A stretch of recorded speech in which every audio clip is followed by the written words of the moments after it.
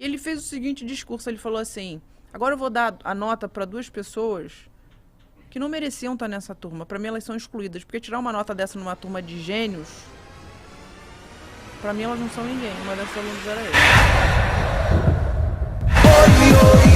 A gente faz aqui, a gente recebe muita gente, por exemplo, cantores.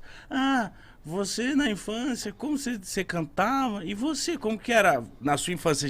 Você já pensava em ser Empreendedor? fodona no Não. empreendimento? Cara, eu vou te falar uma coisa. Eu, assim, segundo os relatos da minha mãe, eu era mosca morta.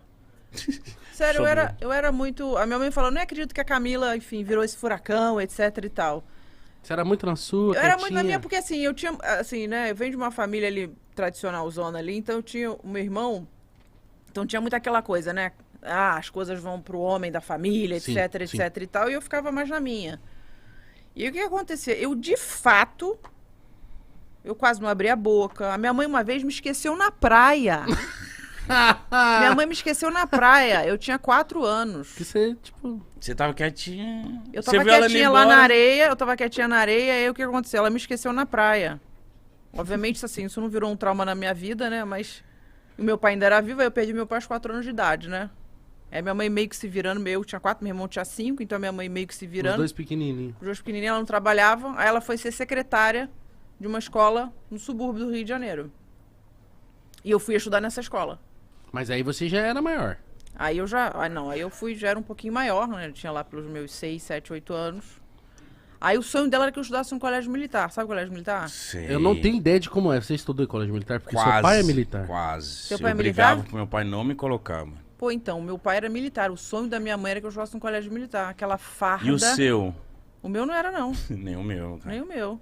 Porque todo mundo falava que era muito rígido, pô. Teu pai é o quê? Coronel? Sargento? Tenente. Tenente. Tenente é Mas mais... de onde? É de onde? Ele é do exército. Exército? Aham. Banda de música. Qual era a força dele? Qual era a infantaria? Aí Ah. você me pegou. Puta Era o 38º BI em Minas Gerais, aí sei lá o que. Eu não sei direito, assim, não acompanhei muito, mas tipo, Você nunca se interessou pela vida militar? não me interessei porque teve uma grande fase na minha vida que meu pai chegava muito estressado, cara. Então, pra É. mim, isso me distanciou dessa vida de militar, sabe? Eu acho que o sonho dele não era eu ser militar, era eu ser músico. Mas isso, eu ver ele chegando direto em casa estressado pra O cacete. sonho dele era que você fosse músico. É. Mas você foi músico? Nunca.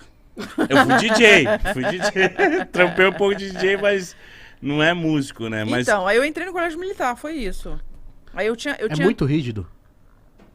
Olha, vou te dizer. Me Eu diz. tinha que estar lá. 6 horas da manhã, eu tinha que prestar continência às 6 da manhã, meu cinto tinha que estar areado, meu sapato tinha que estar engraxado.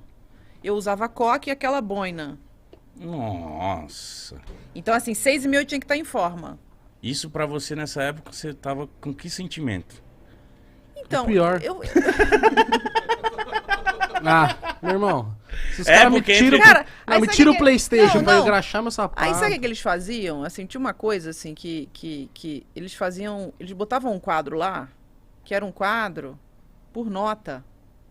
E se você passasse, se você começasse a decair a nota, o que acontece? Você ia decaindo, aí você ficava naquele quadro. Ah, então ficava evidente. Olha lá, tá Ficava mudando evidente. mal. Ficava evidente. Aí o que aconteceu? Quando eu entrei no colégio militar, eu fiz prova lá, etc e tal, e eles separam por turma.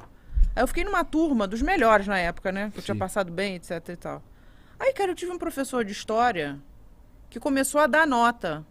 E ele fez o seguinte discurso, ele falou assim, agora eu vou dar a nota para 2 pessoas que não mereciam estar nessa turma. Para mim elas são excluídas, porque tirar uma nota dessa numa turma de gênios, para mim elas não são ninguém. Uma dessas alunas era eu. Que isso? Falou É, isso? Motivação, motivação, Falou. hein? Que Falou. motivação boa. Falou, cara. E você ficou como? Cara, assim, imagina, eu adolescente, eu devia ter 14 para 15 anos, assim. Nossa. Mas assim, ele nunca me fez sofrer tanto, mas nunca me fez aprender tanto, entendeu? E essa minha outra amiga é médica, maravilhosa também. Mas assim, obviamente, vocês imaginam, né? Com 14 para 15 anos, você ouvir um negócio desse, sabe? Uma Na porrada. frente de todo mundo. Na frente de todo mundo. Isso te motivou a ser mais fodona? Eu acho que inconscientemente sim. Aí eu falei, cara, eu nunca vou permitir que ninguém saia do meu lado sem pelo menos uma palavra positiva, independente de quem quer que seja.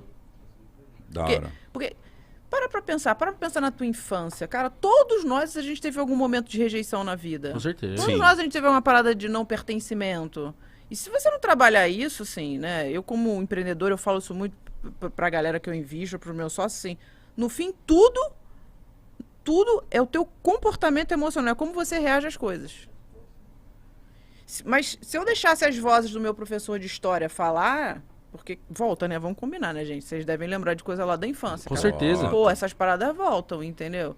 Então, assim, se eu ficasse, eu ia sempre estar ali numa condição de excluída. E eu decidi que eu não queria ser essa mulher.